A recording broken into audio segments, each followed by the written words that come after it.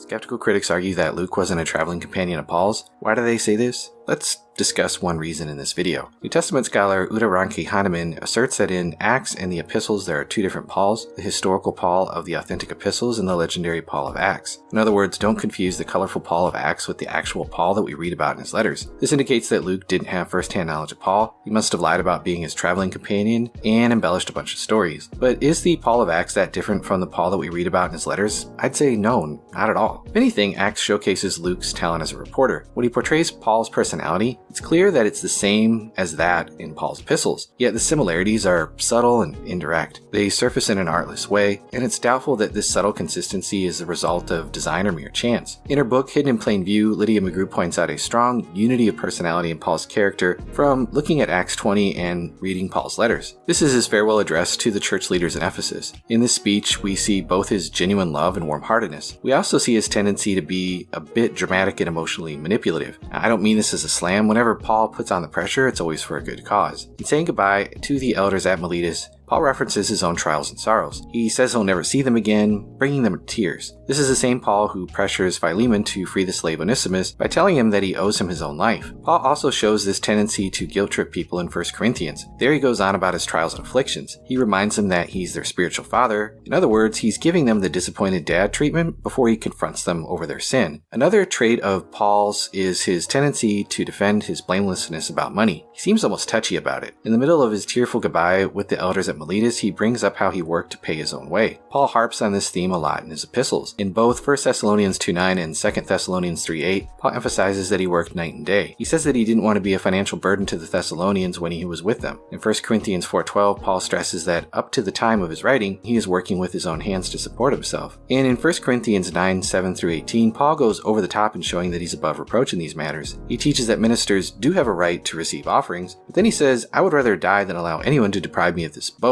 meaning that he's forgoing that right. He's pouring the drama on pretty thick. Paul also comes across as very touchy about his apostleship in 2 Corinthians 11-12. The apostle Paul also tells the elders in Acts 20:29-32 that after his departure, false teachers will come. He tells them to resist him, remembering how he himself admonished them with his tears. This is the same Paul that we see in all of his letters who says that the care of the churches comes on him daily, and it's the same Paul who rebukes the Galatians for yielding to the pressure of the Judaizers. He says there that he's in the pains of childbirth until Christ is formed in them, and he firmly warns the Philippians to beware of dogs when referring to false teachers. Furthermore, Paul is almost annoyingly uncompromising. In Acts 15:36-41, we see Paul getting into a heated discussion with Barnabas over Mark. Mark had deserted them in Pamphylia. Paul wasn't about to bring him on another missionary journey. It didn't matter how much Barnabas was willing to vouch for him. The two apostles ended up parting company because of Paul's stubbornness. This is the same Paul who tells the Galatians that he had the cojones to publicly rebuke the apostle Peter. He's referring to the time when Peter would no longer eat with the Gentiles when the Jewish brethren from Jerusalem came to Antioch, and Paul just wasn't putting up with Peter's capitulation.